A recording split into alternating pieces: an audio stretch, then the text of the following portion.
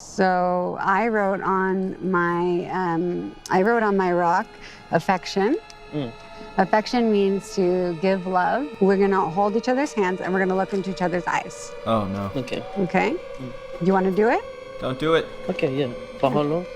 I don't know how long. Okay. Oh man, it looks like Benny is in a difficult situation right now. He has to hold his wife's hand and look into her eyes for 30 seconds. Can he do it for his marriage? Can he do it for himself? Can he do it for his children? No, he cannot. He cannot do it. Welcome back to The Last Resort. When we left off, everyone was running around in the desert, yelling at each other, carrying rocks. It was like 100 degrees out there and very sunny, so little Gino donned one of those umbrella hats that Bill Murray was wearing in Space Jam. No, he didn't. But could you imagine if he did? Like if his hat just magically changed themes depending on their location, and nobody ever saw him do it? Yeah, I got a new hat. Anyway, we're gonna start this off by talking about Ari and Benny because they're kind of just unavoidable in the first few episodes. But I shouldn't be complaining because they're infinitely less irritating than Gino and Jasmine, so anything is better than that at this point. So it appears that Benny is in a state of shock because he has to look into his wife's eyes, and this is a big task, you know? We say 3 seconds. Go ahead. Okay, then stop. Whenever you're ready to stop, you can stop. Okay, I'm go a ahead, very guys. good eye gazer. I could gaze all day. Okay, good.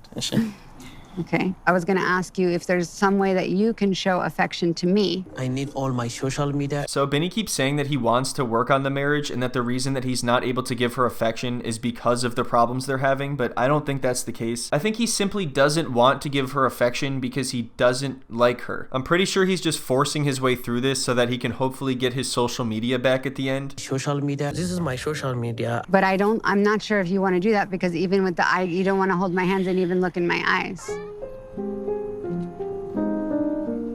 When? So, just now.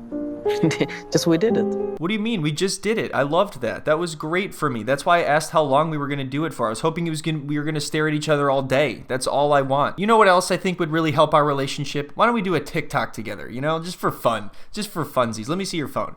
Let me see your phone. Let me see your phone. Give me your phone. It's supposed to be, an actual loving hold and you look lovingly into each other's eyes and you want to do as little time as possible. So we did. You want more? What is she directing a play? I'm thinking that we're gonna have a loving embrace under the sunlight and we look into each other's eyes for roughly 30 seconds. It's so funny that she's trying to say that he needs to enjoy it and he's like, what do you mean? I did enjoy it. I love doing that stupid thing you told me to do. You want me to look into your eyes? Damn it. All right, fine. You know what? I love doing that. I love looking into your eyes. Isn't it enough that I love to do it? Do we actually need to do it? Is that necessary? Like, I love doing it. It's just not something I want to do at all. Well, the point of what I wrote on my rock is that I asked you to show more affection to me. I'm your wife of 5 years. We've been together 5 years. Oh yeah, I forgot. She wrote it on a rock, so that helps because they wrote down something that they were supposed to work on in their relationship and then they carry it up the mountain, right? And then they can talk about it. They can talk about these things anywhere though, really, but now they have a rock. So that adds to adds something to it. They're walking up a cliff with a rock and they wrote stuff on it and nothing's changing. I'm not even trying to be overly pessimistic about this idea as a whole. It's just clearly not going to work with these two. It's not as if there's anything that's going to make him be like, oh wow, I never really thought about it that way. I'm going to work on our marriage from now on. He was trying to shake his wife's hand. He wouldn't even hug her. You can tell Benny's like, geez, now we're out here writing things on rocks. Where's my damn passwords? So is there something you think you can do to show me affection today? Hold my bones. So anyway, next up is Starcy and Florian, and they're doing this whole rock thing, and I'm not gonna lie, I was getting kind of confused and forgetting which one was the rock and which one was Florian. Eventually, I was able to distinguish some of the subtle human characteristics that Florian has, and also he has a little bit more personality than the rock, so. We've been dealing with trust issues since you've been in America, and since the cheating scandal. It was something that was very hard and still is very hard to forget. Oh yeah, it really sounds like he's taking in this information and processing it. It seems like both Florian and Binyam are just waiting for this to all blow over. They're both doing the bare minimum of what is required of them. I don't think either of them want to be here. I want to be able to grow old with you. Be back the way we used to be. I feel like we lost that. I want to get back to the way we used to be. Days for us come here to work together in this. You don't need to cry, please. Enough. I love how he says that as if crying isn't part of the process for some of these couples. Listen, Starcy, I came here to work on things, but I didn't come here to cry and work on things. That's just... what does that solve? Does he not understand that people just cry sometimes? Like, that can be a normal reaction to things? It's not like it has to serve some kind of purpose other than allowing you to feel how you need to feel. You want to take this off of me? Yeah. You want to take it off of me? Shh. You want to... Take it off of me. What's take it off? Keep it in the hands and okay, please. I want to be free. I like how his only concern is just doing whatever possible to get her to stop crying, but not because he cares. It's just like annoying to him. He's like, sure, I'll take the rock, or you take the rock, whatever. Can you just, whatever it takes to get you to stop crying. What does it even say on the rock again? You just got to keep it down. You're embarrassing me in front of Gino and sockless Steve. Daddy, the hug. I can give you a hug 10 times. Let's. I need all my social media. Get out of here, Vinny. They're having a moment. So at the very least, Florian is able to comfort her, so I guess he does care, but I think he just cares about going to the clubs even more. Anyway, now I think they have to discuss whether or not they're able to compromise and leave the rock behind, or they can't compromise and they have to take the rock with them. The one thing about Florian, he is a very committed person, and he is committed to me.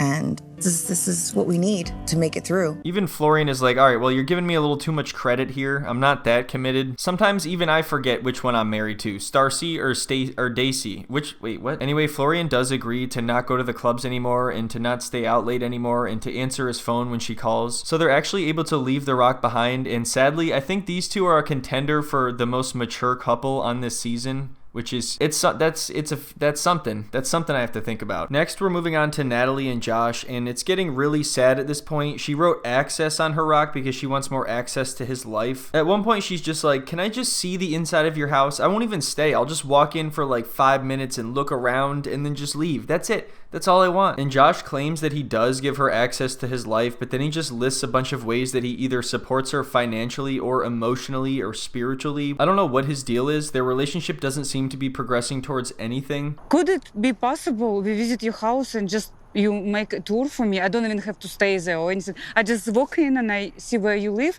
to understand more about you. Ooh, yeah, that's not gonna work. Come on, dude, what are you doing? How can you not compromise on this? You can't even let her just walk into your home for 5 minutes? If you can't do that, you should just break up with her. I can't tell if it's because he has something to hide or if he just doesn't want her randomly showing up at his house, or if it's both. She's also talking about family a lot, and I don't even think she's met this guy's kids, and they are so far from having kids themselves, it's not even funny. I don't think Natalie is ever going to have children at this rate, and it's kind of sad because that's all she seems to want. He doesn't want me to investigate his house. And I do want to investigate his house. We make this through this, and you can have access, and you can come over. You make it. If we. Let's throw it away. All right, that's a little too much excitement for being allowed to see your boyfriend's house after bugging him about it for 3 years. Shouldn't you be like excited to welcome the person you love into your home? Do these two even love each other? Do they say that to each other at all? Josh is giving off the same energy as Tom when he gave Darcy his house key, except in this case, Natalie is like really excited about it for some reason. And you know what? Actually, if he had given her his house key, she would have exploded from excitement. That would have been the best possible thing he could do. If he whipped out his house key, oh my God. Oh my God. Yes, we get through this one. Okay. All right, calm down. You heard what I said, correct? It was You heard enough. what I It's said. enough. I don't care. If you You don't make it. We make it through the 3 weeks. You come over. That's the deal. Wow, he sounds so hyped about it. Watch him now sabotage her for the rest of the time and be like, look, see, you're not fit to show up at my house, Natalie. Honestly, that's not far off, because they do end up cheating in a game later on. I wonder if that was his idea. And even though Natalie starts to act terrible to everyone, it all kind of stems from Josh. Like I said before, Josh DM'd Sophie trying to hang out with her in Vegas, but instead of Natalie getting angry at Josh over this, she takes it out on Sophie. So next up is Rob and Sophie, but we're just going to skip over that because who the hell cares? Things get really awkward in the car ride home when Natalie starts to act really bitter and jealous towards Sophie. Did you get rid of any rocks, Rob? We got rid of both of them. Incredible. Yeah, we got rid of both of ours. Oh my, really? That's awesome. What just happened to him? The therapist with us the whole time. The whole time? Yeah, that's why maybe Oz is cheating a bit. Cause Oh yeah, this is a little random, but that's one thing I noticed is the therapists only went with certain couples. The fact that they went with Sophie and Rob and Brandon and Julia and left Ari and Benny to fend for themselves is honestly kind of ridiculous. So Josh begins to talk to Sophie more, and you can tell that Natalie's getting jealous, but for whatever reason, she doesn't take it up with Josh ever. Cause like Rob is the opposite. I'm like I flight and he like fights. So like he'll be like, we need to talk about this now, and I'll be like, no, I need to leave. Well, good job on getting past that. Yeah, thanks.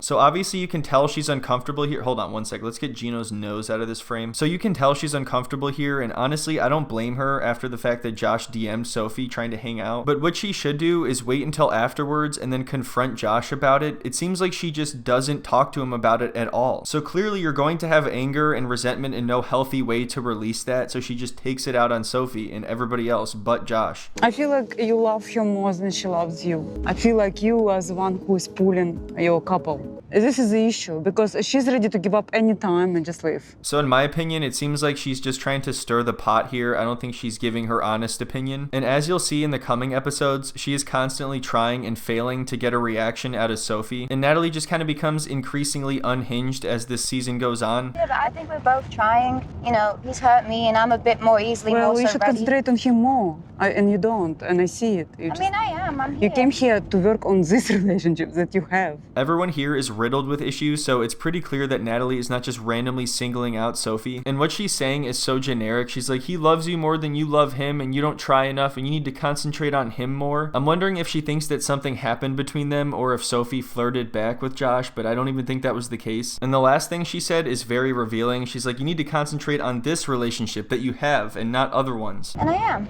Yeah. Just like everyone else. I said what I said, and I checked it already, so.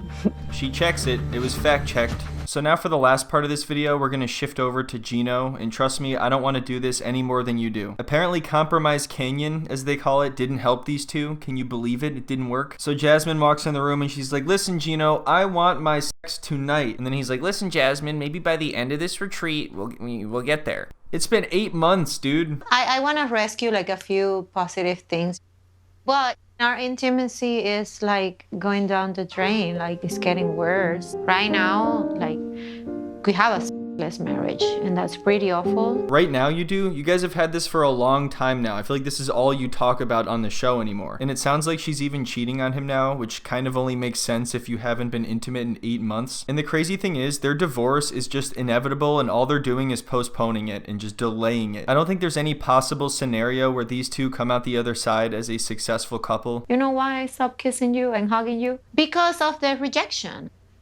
Oh, that's a new sad face. It evolved. What is he doing? It looks like he's trying to force out a dump. Why is he acting so surprised that if he rejects his wife for that long that she's going to start to reject him too? Like, even if he had valid reasons for not wanting to be intimate with her, this is only inevitable. After talking about these shows for like 5 years now, I've realized that some of these couples just reach a point where I don't really care to analyze either side anymore. There is so much shit wrapped up into all of this, and I don't even know where to begin anymore. There's no more points to make with Gino and Jasmine. All I can do is just talk about his face. Anyway, that is the end of this video. In the next one, they have a scootily poop therapy. I don't know if I can even make a video on that. I don't know how that's gonna work. But either way, thank you so much for watching, everyone. I will be back very soon. For those of you that are members on Patreon, keep an eye out for the next Jersey Shore coming up. Have a wonderful weekend, everyone, and I'll see you next time. Yes, we can do this one. Okay, I said, yeah, let's. you heard what I said, correct? It was You heard what I said. I don't care. We make it through the 3 weeks, you come over. I need all my social media, everything.